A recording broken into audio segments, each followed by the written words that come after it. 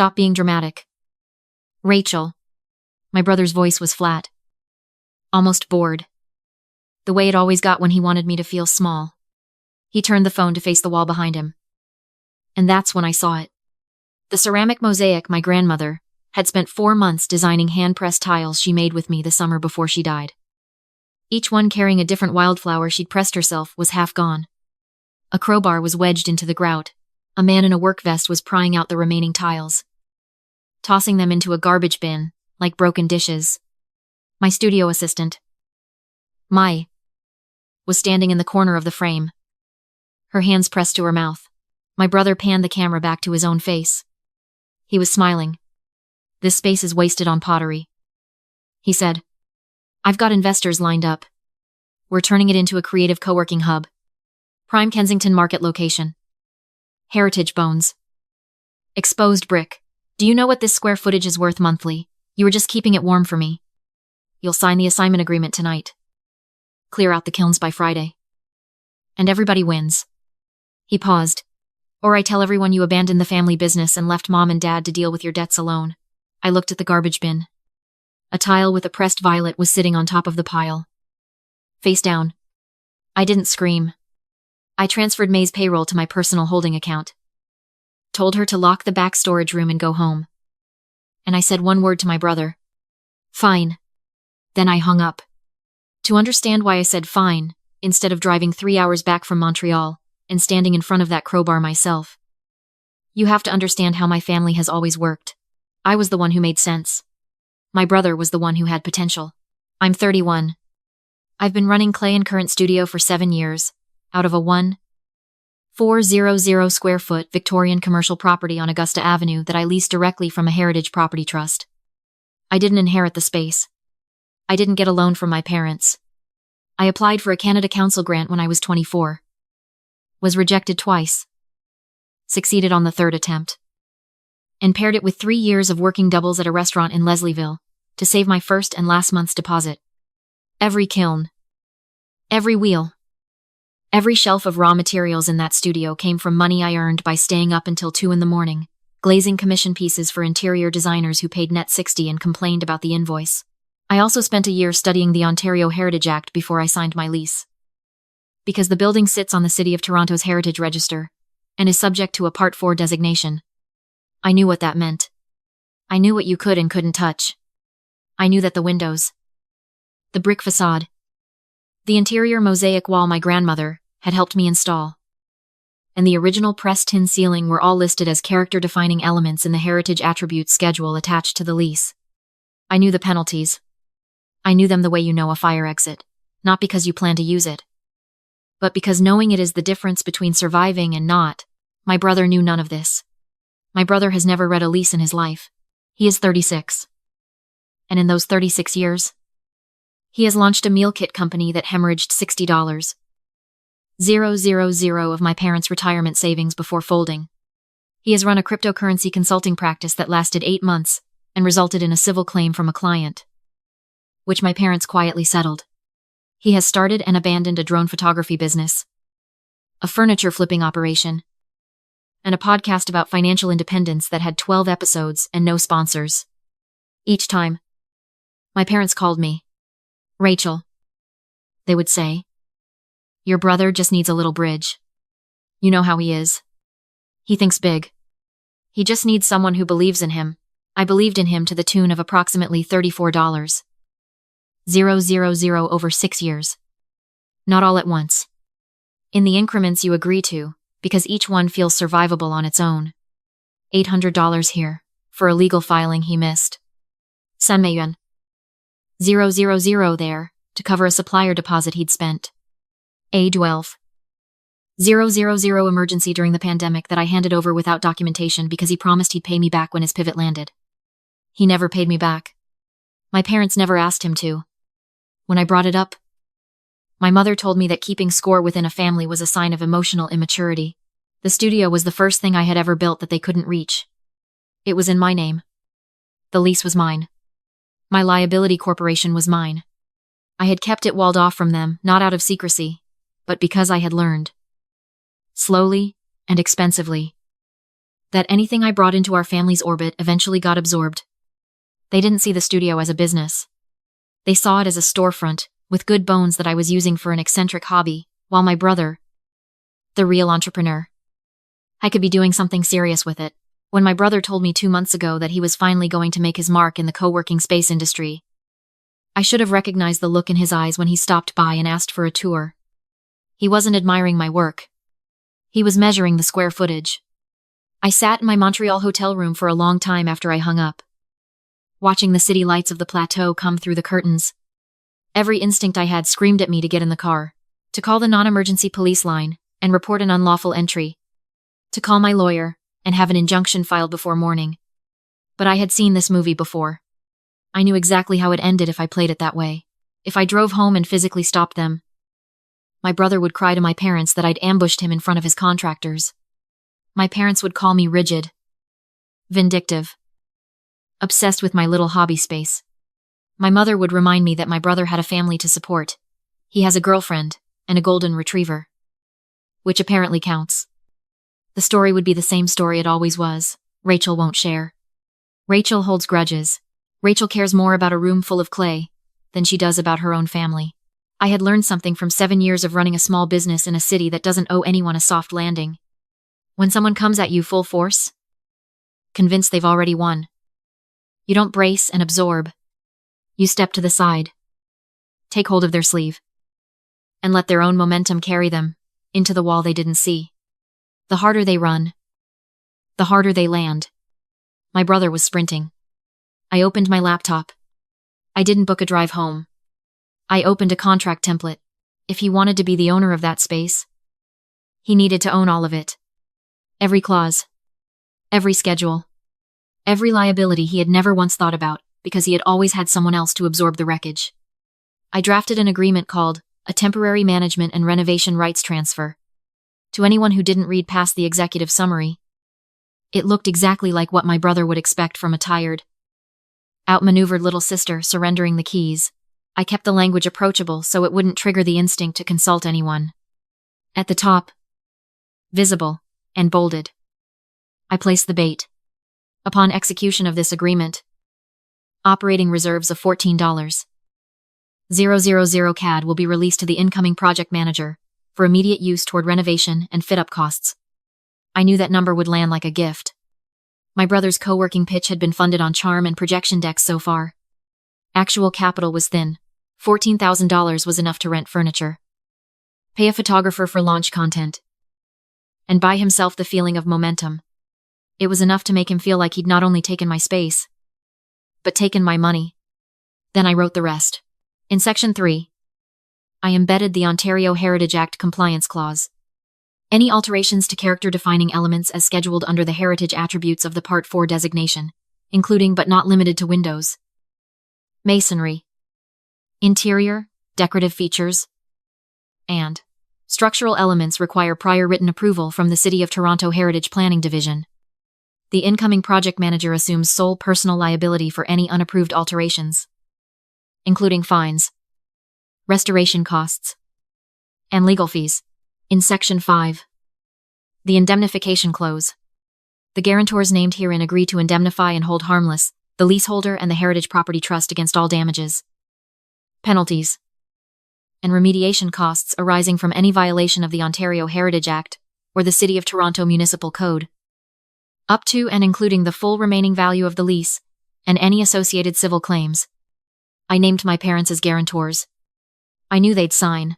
They always signed whatever my brother put in front of them, because believing in him was cheaper than admitting they'd made a pattern. I wrote my cover email in 3 sentences. I'm exhausted. The space is yours. Please sign this so I can remove my name from the utility accounts, and the operating reserve can be transferred. My heart was loud in my chest when I hit send. Not from fear exactly, but from the particular adrenaline of gambling, everything on someone else's greed and impatience. If my brother forwarded this to a lawyer, I was done. If he read past Section 2, he would find the edges of the trap before it closed. I had maybe a 30% chance he'd do either of those things.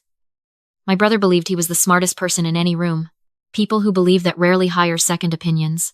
11 minutes later, my phone buzzed. Signed. My brother. Signed. My father. Signed. My mother. They had not taken 11 minutes to read a 7-page legal document. They had taken 11 minutes to celebrate. I'll forward the document to each other. And sign. The timestamps were 4 minutes apart. I stared at the 3 digital signatures for a long time. I didn't feel triumphant. I felt something heavier than that. A cold, settled finality. Like watching a door close on a room you'd already emptied out. They had just co-signed the consequences. They thought it was their opening night. I didn't go back to Toronto for 2 weeks. I had a ceramics residency at a studio in Montreal's Rosemont borough that I'd been accepted to 18 months earlier. And I stayed for every day of it. I worked in the mornings and I watched my brother's social media in the evenings. From behind the privacy of a secondary account. I'd set up years earlier to monitor competition without leaving a trail. He documented everything. My brother had always been a performer. The renovation became his content. He posted every day. Sometimes twice. He called the series Reclaiming the Space. The first video showed him pulling out my wheel throwing stations. He panned slowly across the room and said, "The energy in here is completely blocked. We're resetting the whole flow." His second post was a time-lapse of contractors removing my custom-built kiln ventilation hood, which I had fabricated for $6.200, and which was anchored into the original pressed tin ceiling. The third was the one that made me close the laptop and sit very still in the dark for several minutes. He was standing in front of the heritage window wall, with a pry bar in his gloved hands, letting in more light. He said to the camera, "Opening this space up the way it was always meant to be." The contractor standing beside him looked mildly uncomfortable. My brother swung the pry bar, and the glazed heritage window panel cracked at the leading loust. He posted the clip with the caption, "Sometimes you have to break what was to build what could be." His followers called him visionary. My mother commented a string of red heart emojis. My father wrote, "So proud of you." So, it took everything I had not to call him.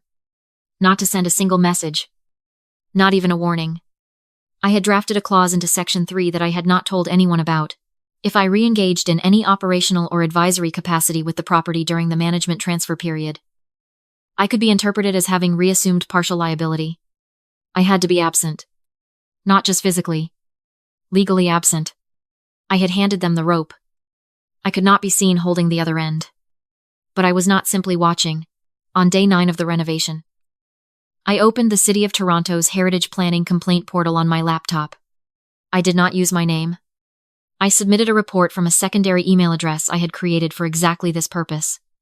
I described in precise, professional language that a Part 4 heritage-designated property at my studio's address was undergoing unauthorized alterations to character-defining elements, including removal of original Heritage Register windows and interference with interior features listed in the Heritage Attributes Schedule.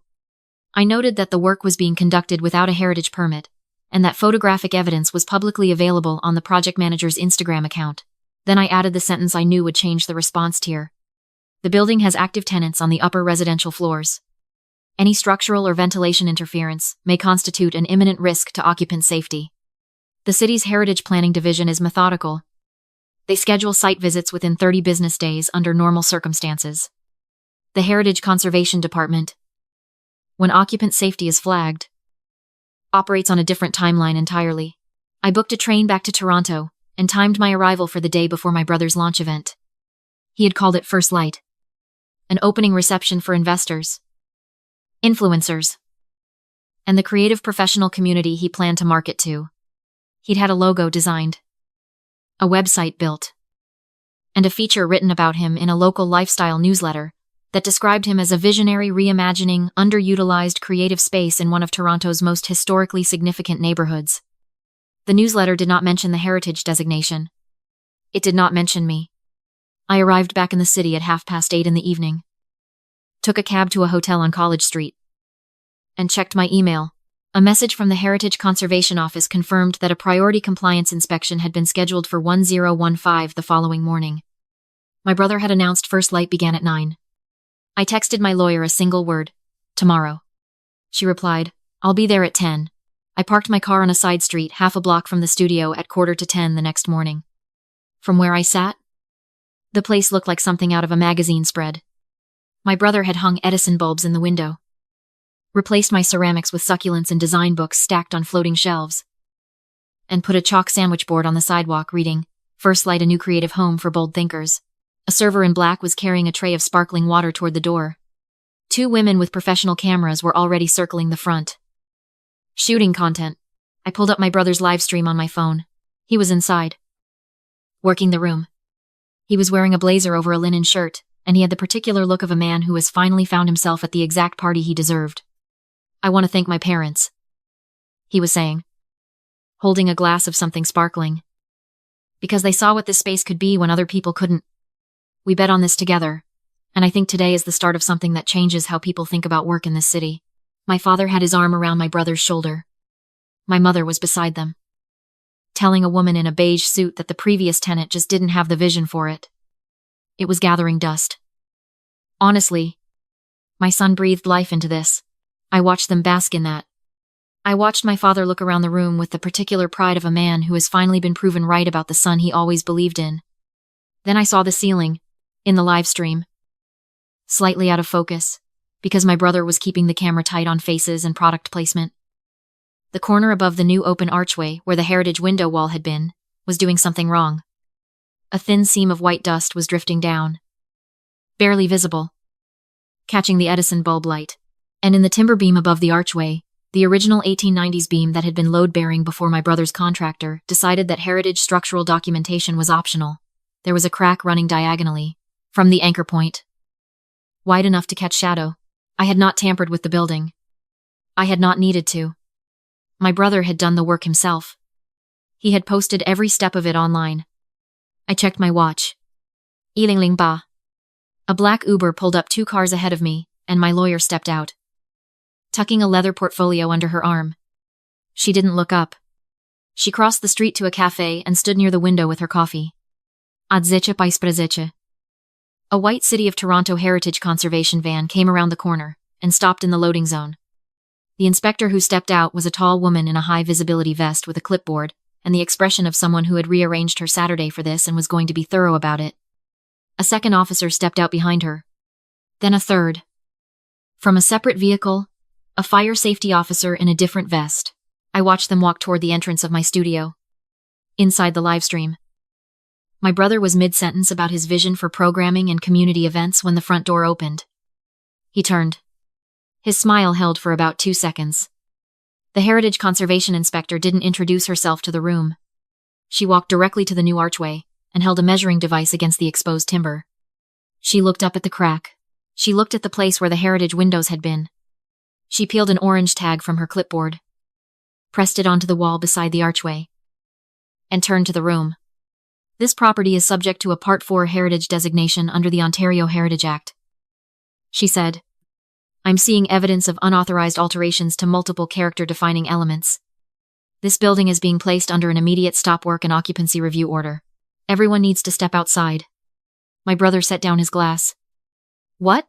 He looked at the inspector the way he had always looked at anyone, delivering information he hadn't anticipated, like they must be confused. "I own this space," he said. "There's been a management transfer. I have an agreement." The fire officer moved toward the stairwell door to contact the upper floor tenants. My mother stepped forward. "There must be a mistake." Her voice had the particular pitch it used when she believed social pressure could override procedure. "My son has done an absolutely beautiful job with this property. Perhaps you could come back after." "This is not a conversation," the inspector said. "Not unkindly. It's a compliance notice." Then the back door of the studio opened. My lawyer walked in through the rear entrance, which I had given her the code to, because it was still my building under the original lease, and her presence there was entirely lawful. She set her portfolio on the counter, opened her laptop, and connected it to the presentation screen my brother had installed for his pitch events. My brother turned and looked at her. Then he looked at the screen. His logo disappeared. A PDF opened. "Actually," my lawyer said, addressing the inspector, "I can clarify the ownership and liability picture here." She pointed to the screen. "This is a temporary management and renovation rights transfer, executed 11 days ago." She clicked to Section 3.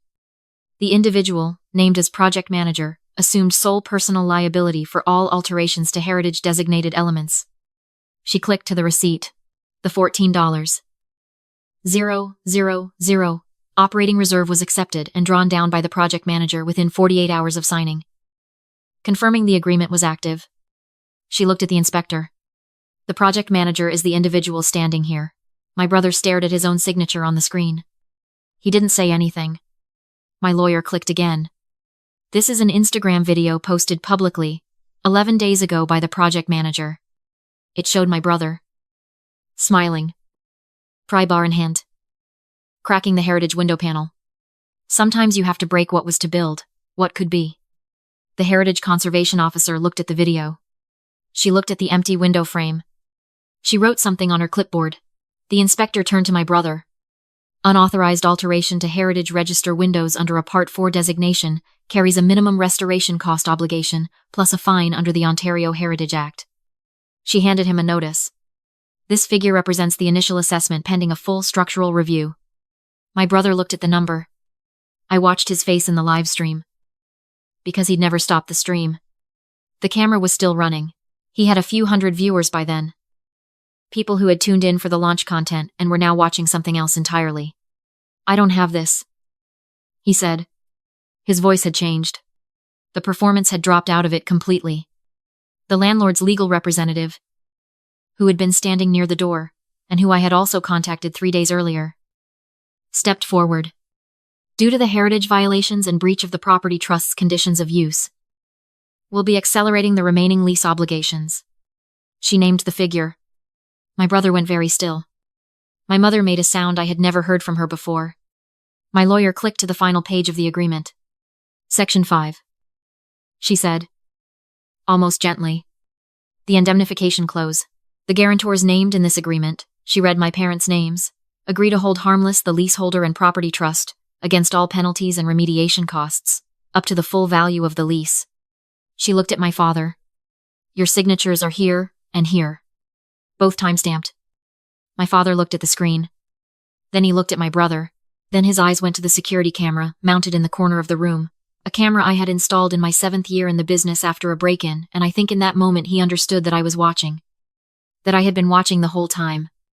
My brother turned to his live stream, and finally, after 11 days of documentation, cut the feed. The room went very quiet. The structural review was completed within the week. The beam damage was repairable, but required emergency shoring, which began immediately and could not wait. The heritage window restoration was estimated at $38,000 for proper conservation-grade replacement of the original glazed panels. The Ontario Heritage Act fine was assessed at $50. Ling ling ling. The accelerated lease value for the remaining term came to $160. Ling ling ling. Against which my parents were named liable under the indemnification clause. 3 weeks later, the insurance adjuster sent my brother a denial of coverage notice. Claim void. Intentional alteration of a heritage-designated property without permit does not constitute an insurable event. My brother's own Instagram series, which he had never deleted, saved the insurer the cost of an investigation. My parents could not cover the liability themselves. Their house in Etobicoke, the house I had grown up in, went into a forced sale process to satisfy the claims against them. They moved into a rental in the West End. My mother sent me a message that said only, "How could you do this to your own family?" I read it once and didn't reply. My brother tried to tell people in his network that I had tricked him, that the contract had been predatory, that he hadn't understood what he was signing. Some people believed him. Most didn't. Because his Instagram account still existed. And every video was still up. And the one of him prying out the heritage window had been screenshotted and shared widely enough that it became something people referenced when the story came up. He applied for 2 commercial leases in the months that followed, and was declined both times. His first light business registration was dissolved by the end of the year. My business interruption insurance paid out quickly, because the damage had been caused by a third party, operating under a separate legal agreement. And my coverage was clean. I used the settlement to do what I had always planned to do before any of this happened. I leased a production studio in Leslieville ground floor. Modern build. No heritage constraints. A loading dock. And a ventilation system I designed from scratch. with an HVAC engineer I trusted. No foot traffic. No storefront. No decorative window boxes. Just a serious workspace built for volume and permanence. With a secondary room for teaching workshops to the students. I'd been turning away for 2 years because my Kensington space was too small. On the first morning, we worked in the new studio. May pulled a run of test pieces from the new kiln and held one up to the light coming in from the high industrial windows. She'd been with me for 4 years. I'd given her a raise when I transferred her payroll, and another one when we signed the new lease. She ran the day-to-day operations now, with a title and a salary that reflected it. Orders are up, she said. Just from the backlog alone. I knew. I'd been watching the queue build for weeks. I sent a single message to my family's group chat. I didn't write a paragraph. I didn't explain anything, or defend anything, or ask for anything. You wanted the space. You built the debt. Then I archived the conversation. Put my phone face down on the shelf. And walked to the wedging table where a full block of terracotta was waiting. I pressed my palms into it. Felt the resistance give. Felt the particular aliveness of clay that hasn't decided what it is yet.